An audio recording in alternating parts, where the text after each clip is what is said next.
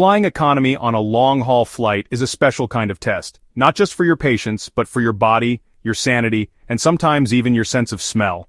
Picture it, you're wedged into a seat narrower than your kitchen chair, knees brushing the seat in front of you, a stranger's elbow occasionally grazing your ribs, and a tiny plastic tray holding something the airline swears is chicken.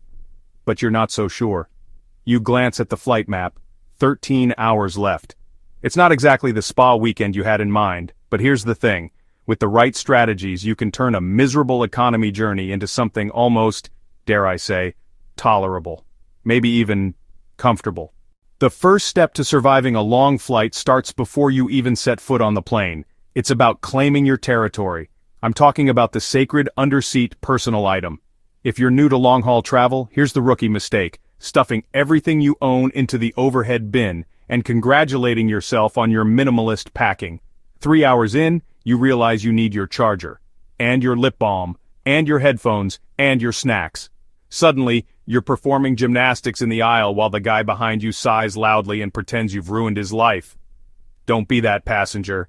Pack a small, soft-sided bag with all the essentials you'll want within arm's reach. Phone charger, neck pillow, headphones, snacks, lip balm, moisturizer, travel toothbrush, even a little face wipe so you don't feel like you've been dragged through the desert by hour 10. The trick is to choose a bag that squishes under the seat without robbing you of all your foot space. Bonus points if it has pockets so you're not fishing blindly every time you want something. Of course, where you sit for those long hours matters almost as much as what you bring. The wrong seat can make even a short hop feel like a slow form of torture. Exit row seats might look like the holy grail of legroom, and they are, until you realize some of them don't recline at all. A window seat is perfect if you want to sleep without people climbing over you, but it's a prison cell if you need to stretch your legs every couple of hours. The aisle lets you move around freely, but comes with the occasional hip check from passing passengers and carts. And here's a sneaky hack if you're flying with someone. In a row of 3, book the aisle and window. If the flight isn't full, you've just scored an empty seat between you. Before you even book, check the seat map on sites like Seat Guru. Because sometimes the seat that looks fine online is hiding a box under your feet, a broken recline, or a position right next to the busiest galley in the sky. Trust me, a few minutes of research now can save you hours of regret later. And while we're on the topic of planning, let's talk about what you're wearing. A long-haul flight isn't the place to debut your new fitted jeans or that statement belt you're so proud of. The cabin is a pressure-controlled tube where temperatures can swing from Arctic cold to, did someone turn off the AC, in minutes. The smartest flyers dress like they're settling in for a cozy day at home. Loose-fitting pants, breathable layers, a hoodie or sweater you can take on and off easily, and socks that make your toes feel like they're in first class, even if the rest of you isn't. One of the best things you can bring is a lightweight scarf or shawl. It's a blanket, a pillow, a neck warmer, and, in desperate times, an eye mask. Comfort isn't a luxury on a long flight, it's survival. And you'll thank yourself when the person next to you decides full-blast air conditioning is their preferred climate for the next 12 hours. Speaking of survival, here's something you cannot ignore. Hydration. The air in most airplane cabins is drier than the Sahara Desert. Seriously, humidity hovers around 10 to 20%. That means every hour you're in the air, your body is quietly drying out. And if you're relying on those tiny plastic cups the flight attendants hand out every few hours, you're already losing. Bring an empty reusable water bottle through security, and fill it up at the gate. Better yet, ask a cafe to fill it for you if there's no water station. During the flight, don't be shy. Flight attendants expect you to ask for refills, and some will happily fill your bottle from their larger supply jugs. Cut back on alcohol and caffeine. Yes, that free glass of wine feels like the perfect start to your trip, but at altitude, alcohol hits harder and dehydrates you faster. Same goes for coffee. If you need to, set a reminder on your phone to take a sip every 30 minutes. It might feel silly, but when you land feeling halfway human instead of like a piece of jerky, you'll understand why it's worth it. Now let's address the most elusive treasure on any long flight, actual sleep. Those paper-thin airline pillows? Useless. The flimsy blanket? More of a large napkin. If you want to sleep without waking up feeling like you've been in a neck wrestling competition, invest in a proper travel pillow.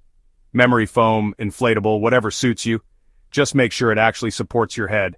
Pair it with a light travel blanket or that trusty scarf, and you've got your own little cocoon.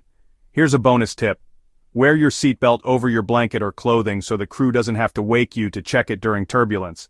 and if you're skipping meal service to get a few solid hours of rest, put your tray table down before you doze off.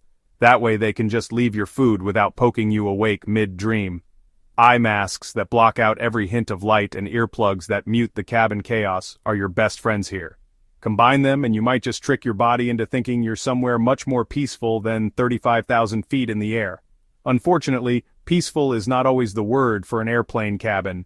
There's the constant hum of the engines, the crying baby 2 rows back, the person watching an action movie on full volume without headphones because apparently that's still a thing. This is where noise-canceling headphones or earplugs become a must-have, not a nice-to-have. Engine noise alone is like sitting next to a giant hairdryer for hours. Block it out and suddenly the flight feels calmer, less stressful. You can focus on your movie, your music, or, dare I say, nothing at all. Even basic foam earplugs can take the roar down to a bearable hum, and they're cheap, tiny, and take up no space in your bag. Your future self will thank you when you're not silently cursing your seatmate for 14 hours. And while your ears are thanking you, your legs will thank you too if you pack a pair of compression socks. They're not just for people with medical conditions or marathon runners. When you're stuck in the same position for hours, your circulation slows, your ankles swell, and in extreme cases, you risk developing deep vein thrombosis, a potentially dangerous blood clot. Compression socks keep the blood flowing and swelling to a minimum. Plus, they keep your feet warm when the cabin starts to feel like a walk-in freezer. You'll know they work the moment you land, and your shoes still fit comfortably. Food is another battle. Airline meals are often salty, processed, and served on a schedule that has nothing to do with your actual hunger. Bring your own snacks, and you take control. Choose things that are easy to eat, don't smell, and won't leave you bloated at altitude. Unsalted nuts, granola bars, fruit leather, crackers, even a simple sandwich. Avoid overly salty foods like chips. They'll just make you more dehydrated. And pack more than you think you need, because nothing is worse than finding out the next meal service is hours away, and all that's left is a tiny packet of pretzels. While you're at it, make movement part of your in-flight routine. Sitting still for 10 or more hours is not just uncomfortable, it's bad for you. Stand up every couple of hours, walk the aisle, stretch near the galley. If you can't get up, at least move your ankles, flex your calves, roll your shoulders. It keeps your blood flowing and helps prevent that stiff, creaky feeling when you finally stand up to disembark. Some airlines even have stretch routines in their entertainment systems. It's worth following along, not just for your comfort, but for your health. Finally, let's talk about something most people completely overlook: cleaning your space. Airplanes are not the cleanest environments. Tray tables, seatbelt buckles, armrests, all high-touch surfaces that don't get much more than a quick wipe between flights. Studies have found tray tables can harbor more bacteria than a public toilet seat, so when you sit down, take 1 minute to wipe down the surfaces you'll be touching. Bring disinfectant wipes and hand sanitizer, and use them before you eat or after using the bathroom. The last thing you want is to start your trip sick because you skipped this step. Put all of these habits together and a long-haul flight in economy stops feeling like an ordeal you just have to survive. It becomes manageable, even pleasant in moments. You can arrive rested, hydrated, and, most importantly, ready to enjoy your trip instead of spending the first 2 days recovering from the journey. The seat might still recline only 3 centimeters, but with the right preparation you'll barely notice.